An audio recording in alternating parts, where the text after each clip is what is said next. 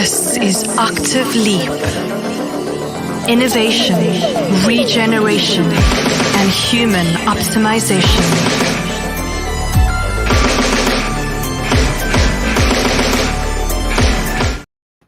Are you ready to get regenerated and optimized today? Because we're talking about such a cool subject for doing that, which is understanding some of the little things that get in the way that are kind of floating beneath the surface.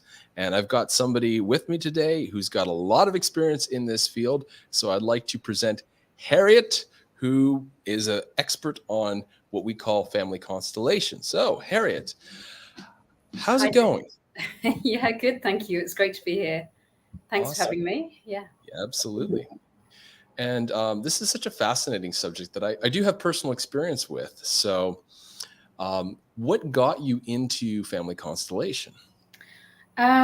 So that's a really good question. I guess I can't really take that apart from the journey into that point in my life. So just to give you a little bit of a background, I grew up in the sort of what was wilderness in the UK and grew up with horses and animals. And latterly, sort of after a good 10-year period of my life of sort of falling back asleep in the game, as I think, lots of people can sympathize with, coming back around and really having a strong awakening, just leading up to the pregnancy with our first child. We moved back into the rural French countryside, and I was able to reconnect with nature and plants and horses again, which is always been a big feature for me in my life and a really grounding thread for me. Because personally, I had a lot of dissociation, both from my personal conscience, we call it within the technical terminology of the practice, and through my generational systemic conscience as well. And I've always been looking for those grounding threads. And so I guess really unconsciously, subconsciously, I've always been seeking to ground. Through those years of being more asleep, I was still doing that. All of what I was going through was seeking that grounding thread, yet possibly not in the most healthy of ways. But essentially, it was always trying to ground. Yet what I was actually doing within that period, on reflection, we can always look back in hindsight, is grounding more into the all, so grounding into God rather than grounding into my human experience. And for anyone that's sort of lived that, we know that, we can't fully live until we can fully take from life. And so then coming back to my personal experience, so after the pregnancy and sort of going through my sort of rebirth at the same time as actually physically birthing our first child, I came back into the world of shamanism through the animals and plants. And that's really before I met my first shamanic teacher in human form. And she sort of said to me, you're already doing this. You're actually already communicating with the animals and plants. And let's formalize this. Let's, teach you the core shamanic practices and really go from there. And it was a beautiful experience and a beautiful period and, really necessary in my life. But it was still dissociating. I found it very easy to pop out of my body. Shamanic journeys, I would just catapult off elsewhere. And, over that period, I'm 40 now. And over that period, what I was doing was depriving my own physicality of life force. And wow, what a realization, because some people never really get out of the spiritual ascension loop where they blast off and they think that that's what we're supposed to be doing. Yeah, exactly. And that's generally who feels called to work with me at the moment, are people who have also been through that, probably necessary step, but almost coming back to grounded reality. And really, I'm just getting tingles just talking about it, but there's really no better way to anchor into the human experience, 3D physicality, than going into the bones. And what are the bones? The bones are the ancestors. And I'm pointing behind me because, they stand behind us. And through leaning into that power, that life force, that we can tap into through those bones, the ancestry, in the medicine wheel, we call it the direction of the north. we can really sustain, nourish, and resource ourselves better in what we do in our human endeavors in going forward. So I guess when I found Family Systemic Constellations, it was through my horses. And I first learned that this work you could actually do with horses. And I was like, wow, that sounds amazing. I've got to do this. But then it took me into the family and ancestry. And had I have known about the family ancestral orders of love, they're called. So not rules and not, it's not dogma, but he's very clear, Bert Hellinger, who brought this to the West, that it's not to become dogma. But had I have heard about it in this ancestral way before, with that spiritual mindset, that new age spirituality mindset, I probably would have thought, oh, that sounds really boring. So actually coming through it through the horses and then dropping even deeper and deeper and deeper into form, it was exactly what I needed exactly at that moment. Yeah. Wow, that's fascinating. I'm kind of curious, how do people who need more grounding and who are kind of too far blasted off, how do they know that you're a safe space to come to and to facilitate that integration for them? So, yeah, that's interesting. Often people come to me looking for empowerment, and that's men and women. And they have perhaps been practicing meditation, Vipassana, shamanism for many years, some people for 15 years, and have gone really deep with Buddhist meditation and various threads within their spiritual practices. They built up an incredible repertoire of tools and methods, but they always feel like they're seeking something. And perhaps that's historically been seeking outside of themselves. And it's sort of that quest, that keeps us searching, that keeps us longing. But essentially also it becomes quite disempowering when we do it for a long time. Oh, really? Okay. So then they come to me and they say, okay, so how can I be more empowered? And, empowerment comes through the body. So how do they know before they find me? The threads within a constellation, when we set up a system and we feel the energetic dynamic at play underneath the system, we feel it somatically through our body, eyes open.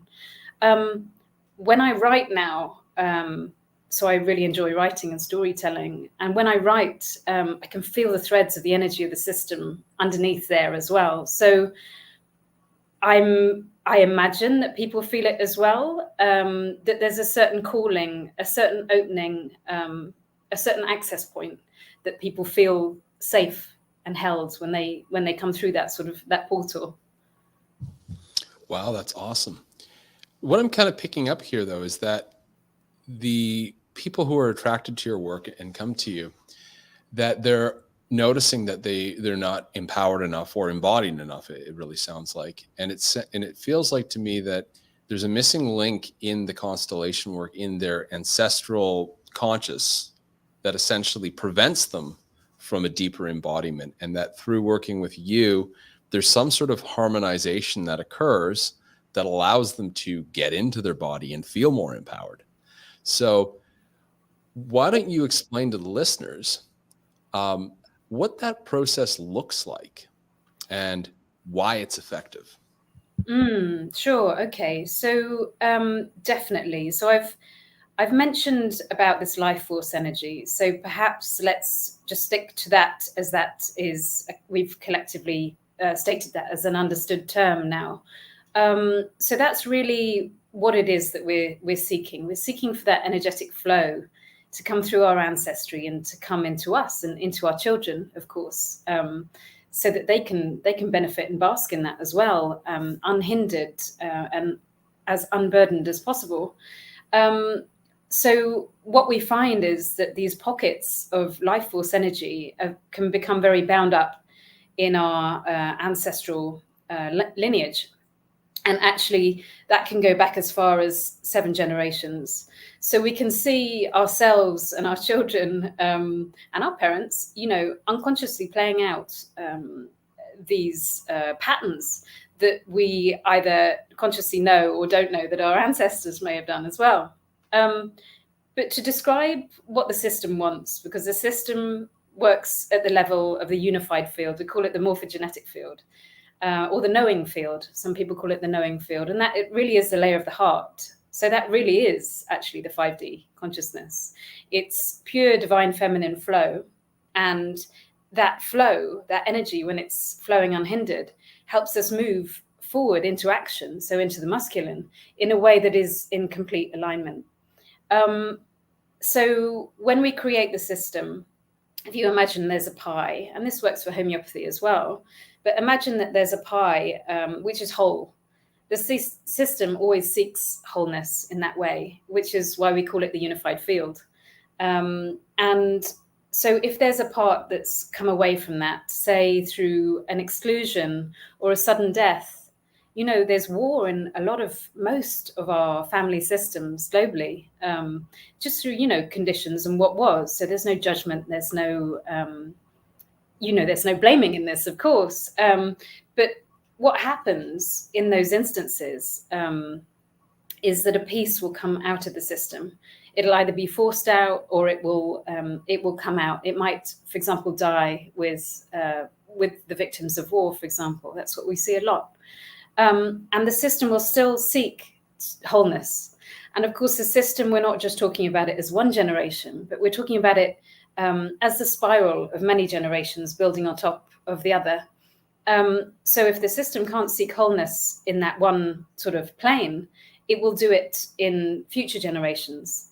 So it might then influence one of the children who feels a certain loyalty to living in a certain way, according to whatever happened at that point that piece left the systemic pie, if you like. So that's really how it looks. And that's really giving an idea of how the system seeks wholeness, which is the energetic dynamic that we can see and feel and wanting to move through. So when we set it up in, say, with human representatives, because you can set it up in a 3D, physical space of a room or a temple. That's what I use here in Costa Rica. But and also you can use desktop items, so children's toys or sandbox play. So when you set it up, you set up the representatives of the system, so the key players within that system that hold or are integral to helping this energy flow within that system. And then we go in and we see what needs to happen within that dynamic interplay in order for that energy to flow back to wholeness. Wow. It is a lot like homeopathy, right? Except with your relatives and your ancestors. I did actually partake in Human Constellation twice in 2008 and 2010 with human representatives. So, we were it was grueling, actually. It's like a 2-day, both times were like 2-day workshops, and we went from 8 in the morning to 10 at night. And, you're just getting in there and you're being a representative for the group, but a lot got done. I just remember being wiped both times at the end of that. One thing I found that was very interesting, though, with the human representatives is that people would start contorting a little bit. They'd start taking on, I don't feel like they were actually absorbing, but they would start animating. That might be a better term, animating some of these tendencies. And they were able to speak. So they're able to share what they're aware of. And so, you could have people, and because the space is just so thick, it's sort of like you enter into a completely different space, like almost like a liminal space in a way, like a dream state. And you're kind of witnessing these things that are happening beneath the surface. Obviously, you can't see the web of your family tree physically, but in that instance, you can actually perceive it in another way. It becomes very apparent and very real in another way. And for me, it was incredibly liberating. It came about at a point in time when I was very much walking the path my father wanted me to walk, which was what he was unconsciously taking on. And it separated me from that trajectory, which wasn't serving me, and allowed me to sort of stand up and walk my own path as a man. And that sort of led me to do sort of the things I do today with, have freedom to choose what one's livelihood is, and to basically follow their passions in life, as opposed to being dictated by family patterns and the system. A lot of the time the actual system that we live in reinforces those family patterns as well, because our ancestors were subject to some sort of a cultural system. Yeah, absolutely. And of course, we reflect and manifest an external reality that mirrors our internal state. So if we are still living in those patterns, of course, it's going to be reinforced from the outside. But interestingly, what I wanted to touch on was, yes, the first few times we do this work, it can be very tiring and it can be draining. But, the more we run this energy and the more we work in the field, the clearer we become as channels for that energy, which is, the energy of the heart and the soul, and the easier it gets. There's no way I could work in this on a daily basis if I felt how I did, on the first couple that I did, which, were huge for me and necessary. And yes, of course, the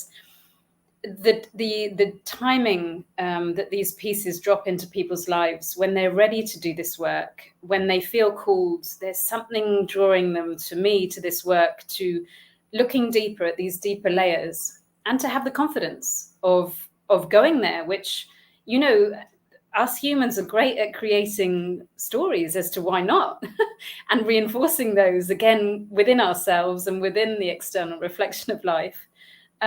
Generally, when people have got to that point, they're ready to run the energy, and also to take away the benefits of whatever it is either they're working on, and they're able to integrate it to the level, to the degree that they can, and that is helpful for them at that time.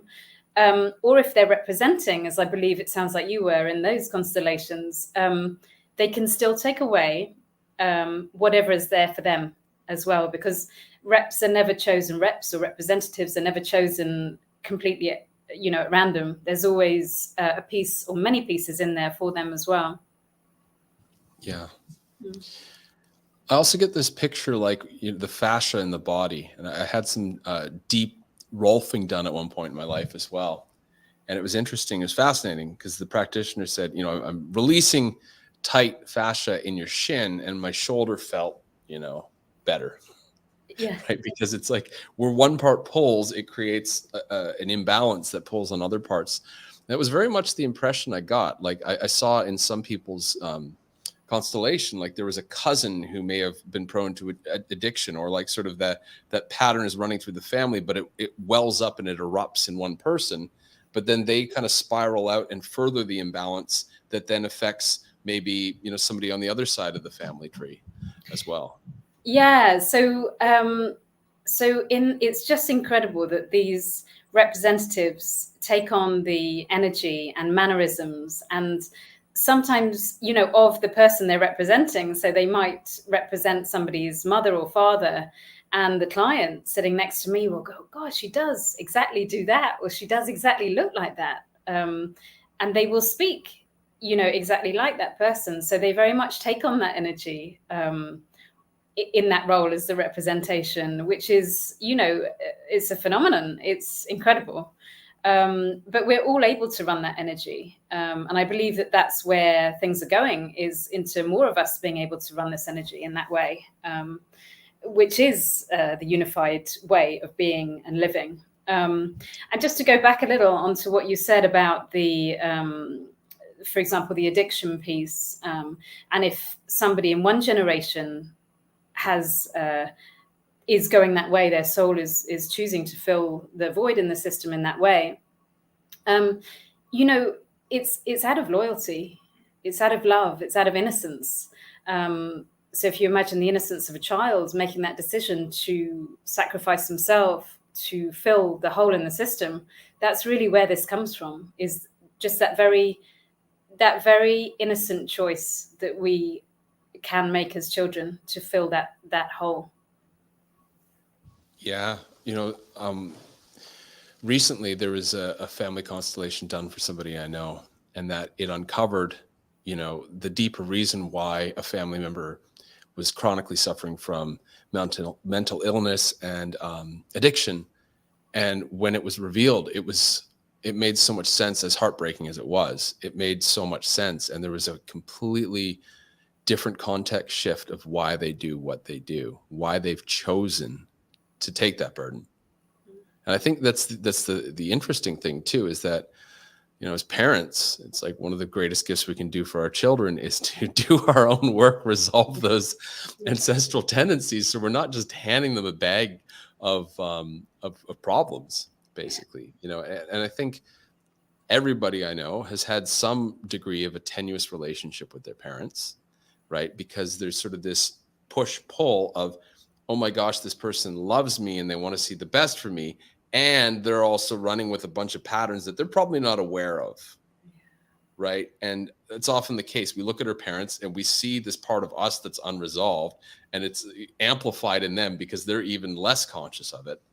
And that can cause, you know, difficulties in the relationship. But I've also seen the relationships improve through doing this constellation work, because somebody finally steps up and says, all right, the thing we're never talking about because we don't have words for, I'm going to go and I'm going to resolve this thing on behalf of all of us. Yeah. And it's, you know, it's brave. It's really brave. Because it's not easy. But it is beautiful and it's powerful. And when you were speaking to the parents, particularly, because, you know, we've all got them, we can only receive this life force that I described fully through our parents when we are prepared to receive. And how can we be prepared to receive, you know, provided, you know, there weren't big traumas within our personal lives getting in the way, which, you know, is another issue entirely. And we need to be very careful about how we handle those situations if there's been deep trauma there. And I mean deep physical trauma there. But if there hasn't, you know, we have to be vulnerable to be able to receive, right?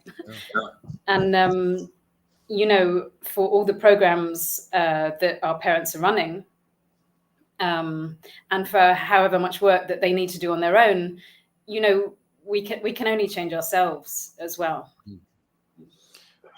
What kind of changes do you see in people's lives, in their business, in their relationship with money, after they've gone through, you know, deconditioning with regards to their ancestry? So typically, we'll see in the session itself, we'll see an opening. So we're always looking for a gentle opening, the gentle next step, whatever it is that their nervous system can organically handle. And that is whatever that step forward is. And that might be very, very gentle and very small. It might be 3 paces further forward than the last person. So firstly, we really honor where they're at and what they're able to integrate. So that being said, the kind of impacts on their life can be seeing their parents with a different eyes, being able to understand and empathize with where they've come from and what they've had to bear from their parents and their ancestry. So seeing it in context gives us a new lens to view them and, you know, judge, criticize them less.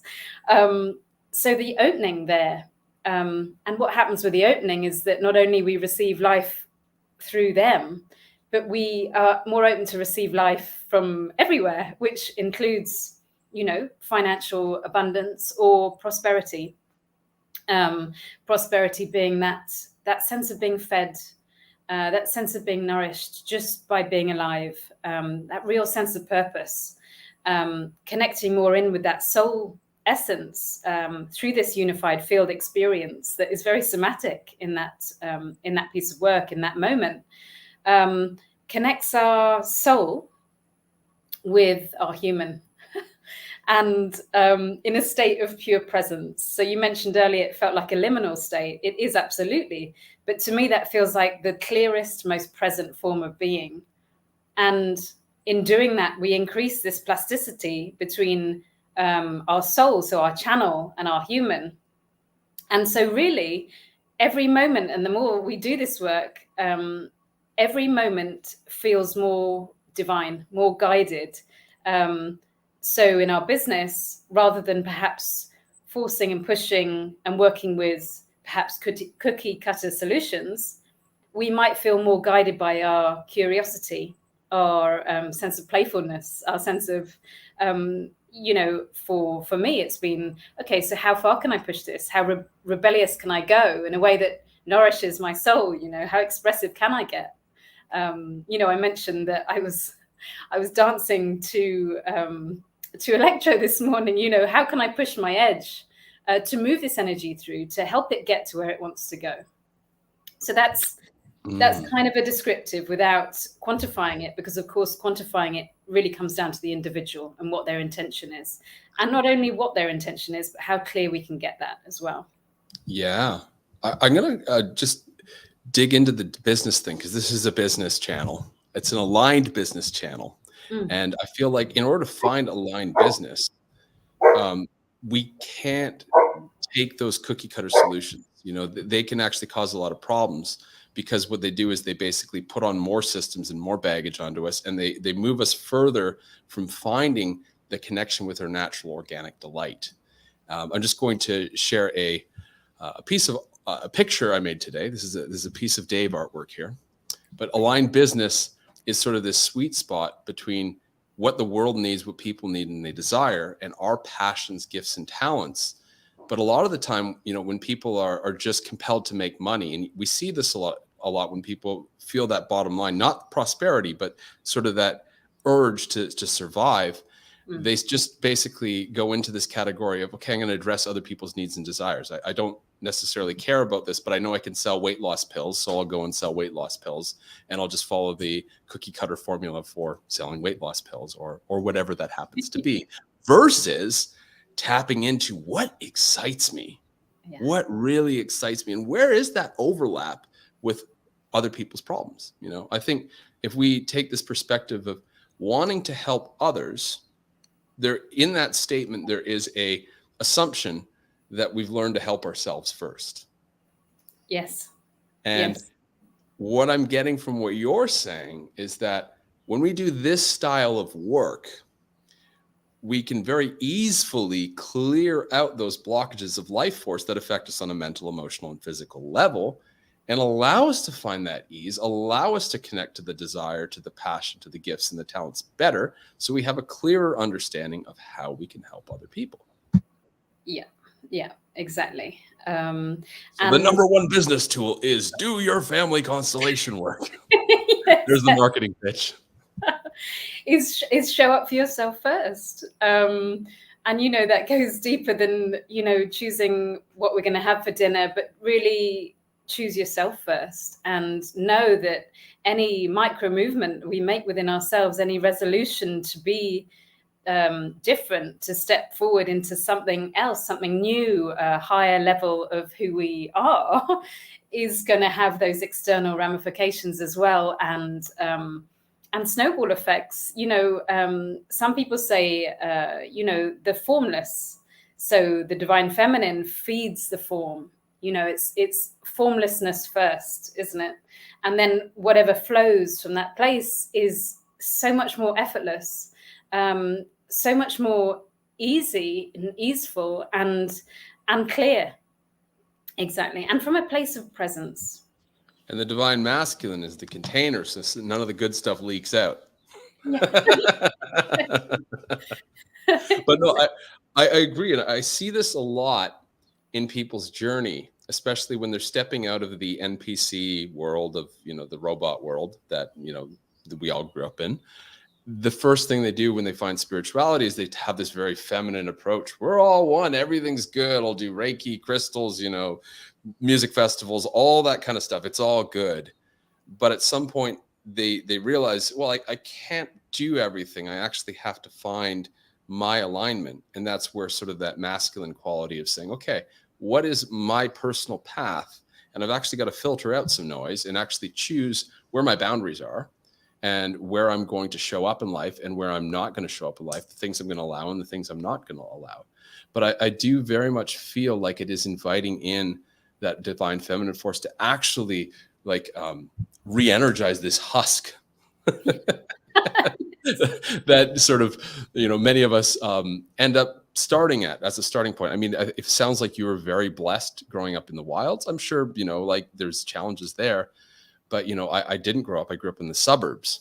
And in the suburbs, I felt like a husk for a lot of my childhood and teenage years, but there was this spark of something that made me a little bit of a black sheep that always kind of pulled me into things. So I found spirituality when I was about 18 or 19. And as a result of that, I sort of got that first hit of there's so much more out there. That, that's what enlightenment is. You just feel lighter, right? Yeah. And after that, there's still a lot of work. It's the first signpost on a very long road, as I like to say. Yeah. I remember being about 15, and I remember having an argument with my dad. And at that point, I remember leaving the house and doing my normal thing, which would have been this loop. And I went outside and I sat in the field. And I just remember at some point, there was the grass, and I can remember the picture of it, the sun. And then I just woke up. I was like, oh, I've got a choice. I've got a choice about how I react to this or respond to this. Hang on a minute. This is new. Yeah. And suddenly we feel worthy is the word that is coming to me. We feel that there is more, as you said. Yeah. And I think if we're not aware of these things, we don't realize we have a choice. And even if we do realize we have a choice, there's a lot of momentum from these patterns that compels us in a particular direction. So our neural networks form around that, right? And they get conditioned and reconditioned. They become super highways of the aggregate of those patterns. And then we have to take conscious choice and over again. And of course, anything we try to do that's new is hard. Yeah. A year ago, I started my journey of really re-engaging physical training again with a trainer, doing calisthenics and stuff. And trust me, at the beginning, it was hard and I hated it. And I knew if I have a trainer, I will show up. I've got someone to be accountable. But after a few months, you love it. Yeah. Right. And it's the kind of thing with people who do extreme sports, it's the same thing. It's like they face the fear of death a couple times and they do this thing. And, the first couple times it's scary, but their buddies are doing it. And then 5 or 6 times and like, yeah, I'll jump out of any plane. I'll climb any mountain. It's all good. I used to be into rock climbing when I was younger and I saw these guys and I'm like, this is painful, sitting there with the 2 fingers on the mountain like this, but they've reconditioned themselves over time. And I guess why I'm saying this is that we can recondition ourselves and we can use systems like this that are very easeful, very gentle and quick in a lot of ways, right? Like in one session, people can have big shifts and they can, like you said, they can open up the capacity of their nervous system if it's ready to a new vista and have a breakthrough in a relatively short period of time. Yeah, correct. So at the end of a constellation, just exactly because of what you just said, what I always say is that final sensation, that final movement, whatever that is for the client, whatever it is they've experienced, is that opening, that next level within their capacity, that perspective, that knowing, that truth, that just tapping into perhaps just that little inkling of awakening that we just spoke to as well. I say to them, if anything, when you walk away from here and cocoon yourself for 2 weeks, don't talk about it at all. But if you're going to remember any of this, let it be that feeling at the end. Let it be that feeling. And when you connect back in with that feeling, just let it diffuse in all of your cells, so that you can integrate that new person, so that you can go beyond all of those stories, patterns, programs before, and you can just leave it here. And stepping out and into this person, it's going to take a little work as well, because the longer we've been running those programs and patterns and stories and been telling ourselves this, and actually people reinforce these as well in a lot of talk therapy, the more important it is that they sit and bask in that in that movement, in that end feeling, that end solution, actually. It reminds me that when my daughter spills a little bit of milk or a little bit of cereal, the longer we wait to clean it up, the more we sit in satisfaction either afterwards because of the amount of elbow grease we had to put in to get the millet off of the table. Yeah, sweet, bless her. Yeah. Yeah. She's cute. She's only 10 months old. So, I mean, everything is forgivable at that age. Yeah. And interesting that then you can play with that as well and see really what she's offering you in that moment. And actually, that's why it's so interesting, this taking family constellations into a natural context. So into where I facilitate them at the moment is a temple which has got open sides. And here in Costa Rica, we're in rainy season. And so typically during a workshop afternoon, and even, doing one-to-ones online with some of my mentorship clients, the rain might come down. And we might have intersections of animals, maybe dragonflies, maybe monkeys in the trees. And, just last week, one of the representatives said, "Oh, I'm really fascinated by that monkey." And the client standing next to me said, "Oh, she loved monkeys." And, there's a piece in it, because what we start to realize is that actually life is a living family systemic constellation. And so everything weaving through is always seeking that wholeness. And it's really an invitation at every step for us to get more involved with that. Right. And doing this allows us to kind of backtrack on the road we went off that veered off the main path a little bit so that we can remember that and get into that flow of the major constellation.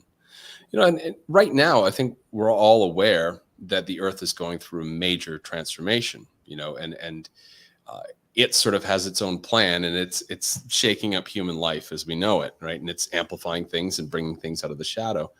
And I feel like on a collective level, we're all going through a massive constellation in a way, because we're all taking on a sort of a parcel of the whole, the aggregate, the good, the bad, the ugly, and we're working with it. We're working through it.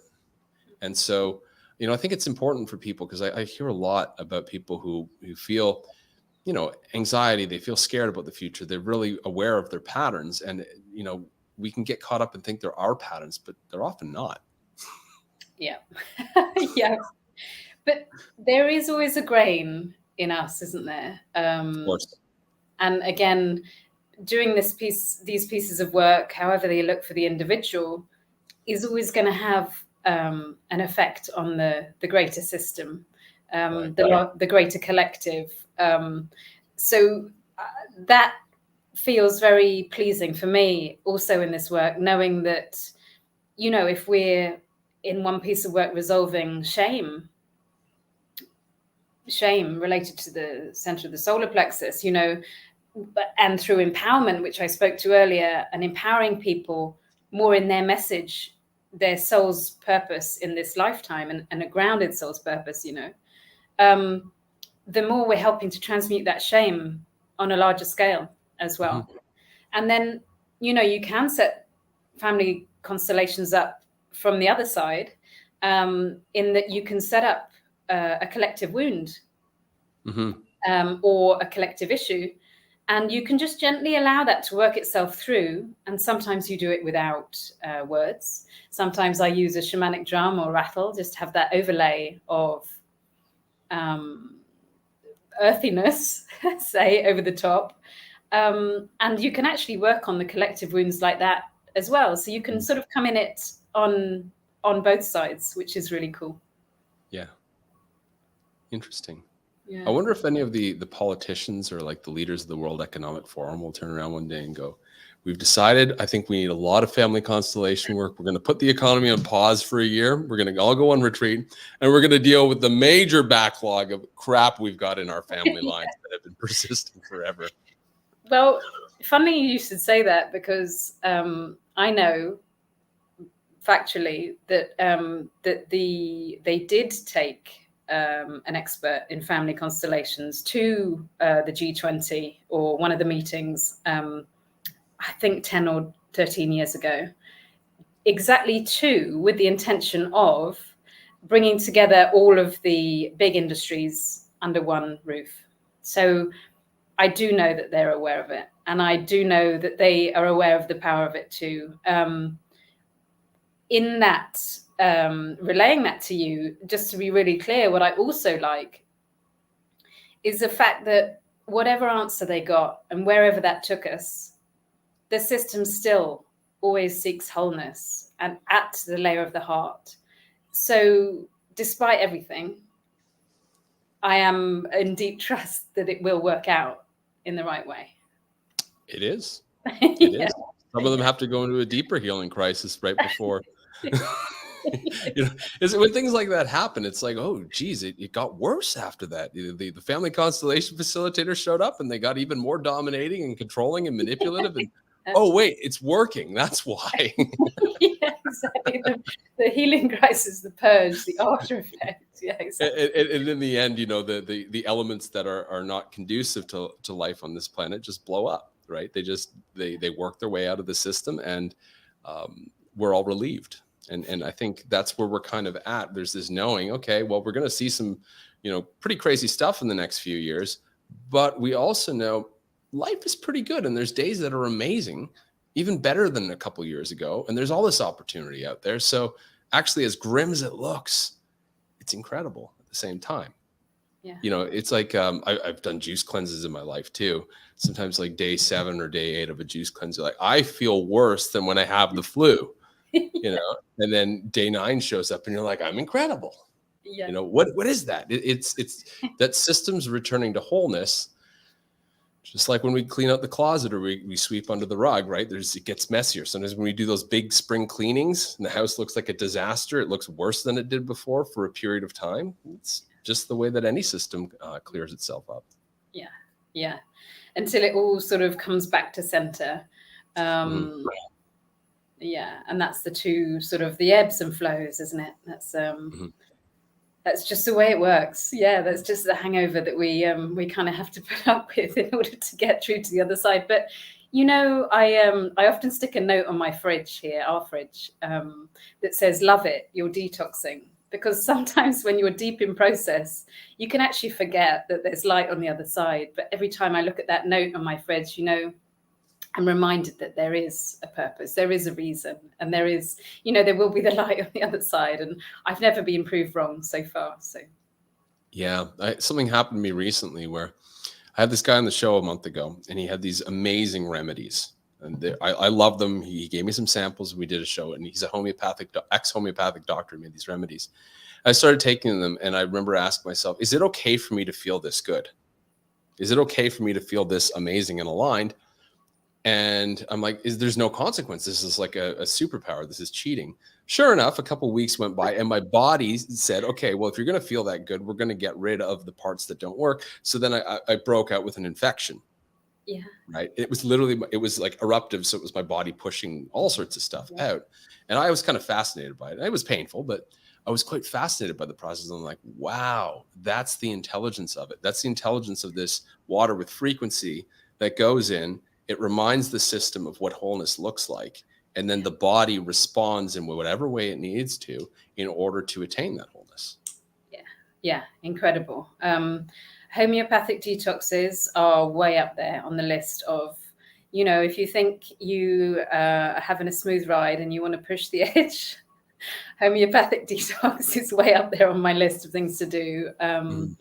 Just inevitably every time it's very powerful. But what you said just reminded me of or brought me to thinking about was just having that insight into how good we can feel. So how good it can get, actually connecting with what intentionally we want and the solution beyond the problem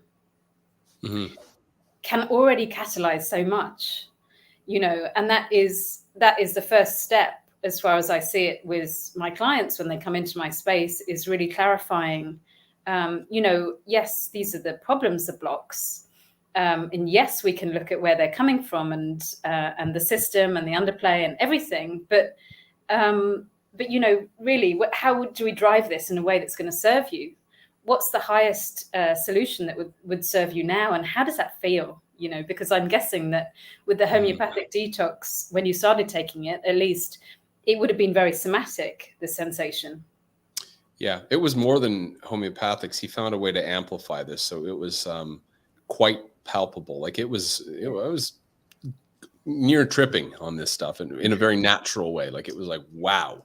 So it had a little bit more punch to it than homeopathics, which I understand as well, you know, are no child's play either in their own right. Yeah, absolutely. So yeah, and we do have to have this similar reshuffle after a systemic constellation, and it is the process on the other side. But essentially, that level of presence and connecting in with that solution, both before in the opening interview or when we open a container together with myself and a client. Or with a group in a group container, you know, connecting with the intention of the solution on the other side is sort of really where the magic starts, isn't it? It's where we start to collapse the time and space in between us and that solution. So that all the crap move out, basically. You know, I have a background in shamanism too, and when I was younger, I went to see a shaman, Western shaman, but you know, I booked the session, I paid for it, and then things started happening the next day. Yeah. And so I messaged him and I said, hey, has it already begun? And he's like, yep. The minute you set the intention, the process begins. And sometimes the session is just a formalization of what's already underway. Yeah. And there's another statement I really like, that the work is done in the preparation.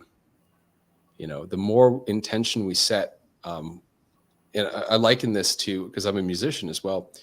Nowadays, music is so easily available, right? You just basically go on YouTube, you go on Apple, you just shuffle, AI can figure out what song you listen to. So we don't have a respect for it like we used to. A couple hundred years ago, when music happened in the next village over and we had to pilgrimage and pack food to get there, and then you had to line up and you actually go into the amphitheater, you were much more moved by it because the journey prepared you to listen to the music that was going to happen. And I think that's the beauty of it. And that's part of, you know, what we need to reconnect with in our modern lives, is not just the preparation and the amount of importance in that, but as you said too, you know, the cocooning afterwards, the aftercare that follows that is equally important. So, you know, I think I was trying to spell it earlier, like, yeah, you just go in for an hour and you get your family constellation done and you're whipped out, but it's not how it goes at all, right? It is a process of, am I ready for this? Am I ready to commit to this work? Okay, here's my intention. Now I can do it. Book a session. Something starts to happen. The session occurs, and then there's the cocooning afterwards. So it's actually a much longer period of time that goes into this whole thing, but they're just not immediately available to the five senses of the mind, right? Yes. And, you know, when you mentioned about booking the work with the shamanic practitioner, I'm guessing that in order to book that and clarify your intention to work with this shamanic practitioner, you paid something. Yes. So look at that as money used in that very intentional way, already helping to catalyze those incredible shifts. So, you know, even in that, we can feel the difference of the energy there when we're in business and we're working to, you know, be prosperous and receive money. When we align with that magic of being so clear in our present intention, you know, money takes on a different quality, doesn't it? Well, I mean, I think it always has that quality, but we don't notice it when we're making basic transactions. You know, you go to the gas station, okay, it's going to be this amount for your petrol and go on your way. Go to the grocery store, okay, this is the bill. But we don't realize that subtle exchange that happens all the time. I think you do start to notice it.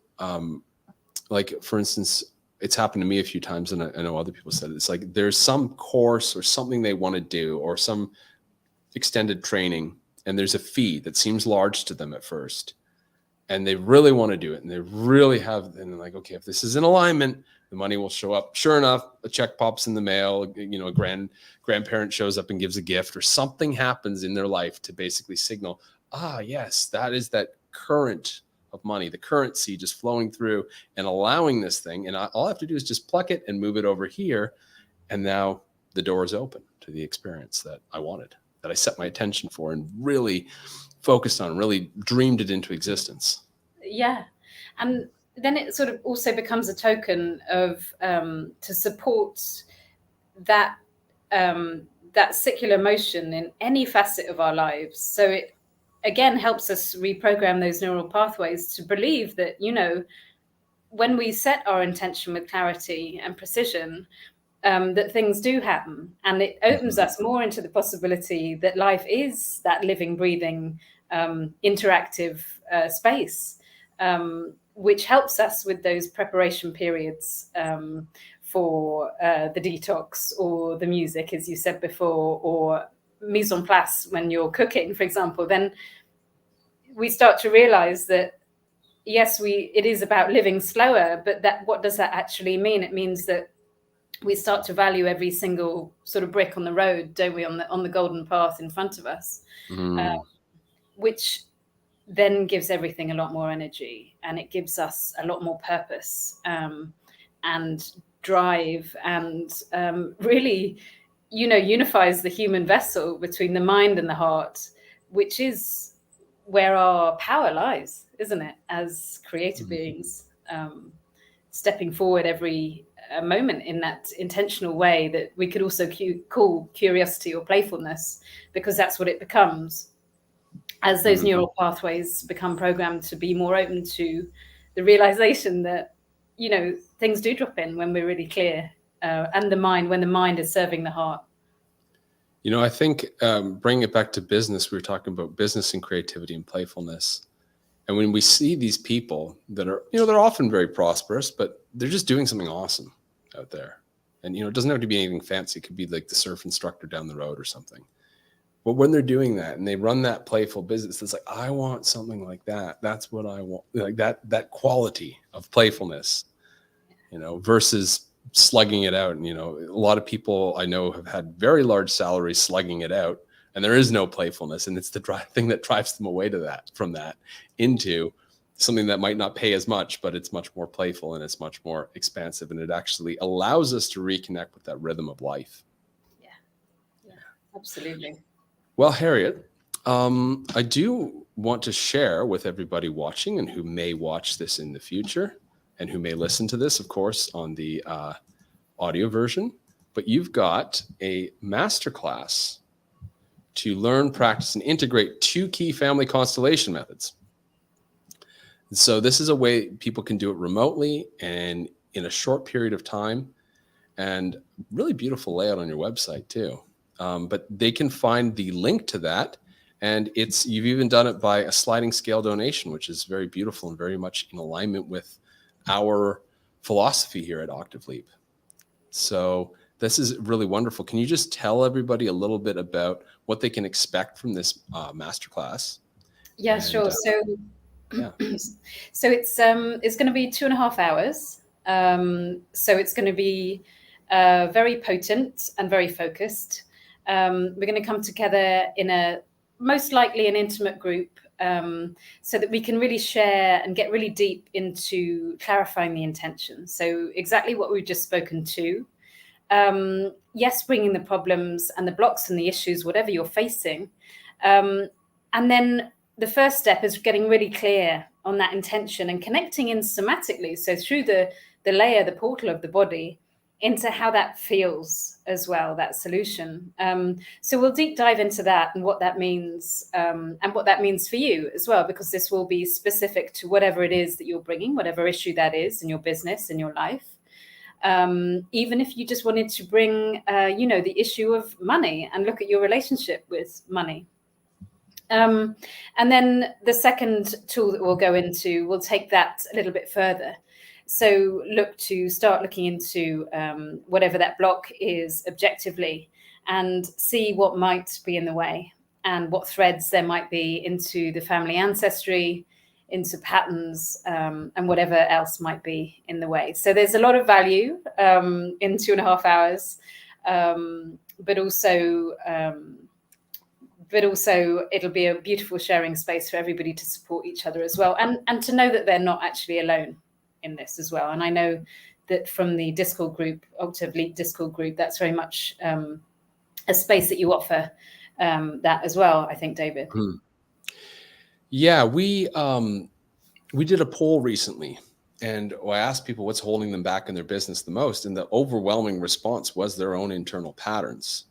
So, a lot of the people that did the poll also watched the show. And so I think it's important to say that to them, that, if you want to move forward in business, in cryptocurrency, and life in general, this is something you should highly consider. I can stand behind the effectiveness of Family Constellation. And Harriet is a wonderful, curious, beautiful soul who can facilitate this space. So please give it some consideration. You can find the link in the chat if you're watching this live. The link's also in the description below. And if you're listening to the audio and you don't want to look at the description, it's Harriet, Harriet, Goudard, GOUDARD.com/soul-speak. So I highly recommend it. And I just want to share one more thing. This is a free gift for everybody. We had actually done a very large research project here at Octave Leap to figure out what the future of business looks like. And there's very good news. Despite everything that's shifting in the world, we did a 14-page research report that you can get here. And it is great news for heart-based businesses.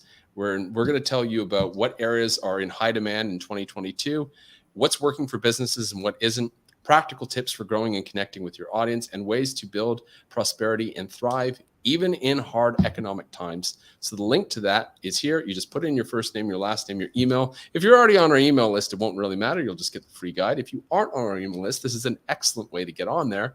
And there's nothing you have to do other than read this and be inspired. And some of the feedback I got so far from this guide was very eye-opening, because it's light, it's playful, but it's also very informative for conscious entrepreneurs who really need to embody a lot of the things we've been talking about in this podcast today in order to do business in an aligned way. We have to harmonize and work with these patterns in order to do business in a new way. I mean, otherwise we're going to be operating mechanically out of conditioned ways, and this stuff is going to be very, unsuccessful and ineffective unless we have the groundwork laid. So thank you very much, Harriet, for coming on the show. Thank you very much for sharing your wisdom in this playful, curious conversation that we had. And I hope everybody goes and checks out your wonderful offering. And so thank you very much for joining us, and stay tuned for more from the Octave Leap podcast. Take care. This is Octave Leap. Innovation, regeneration, and human optimization.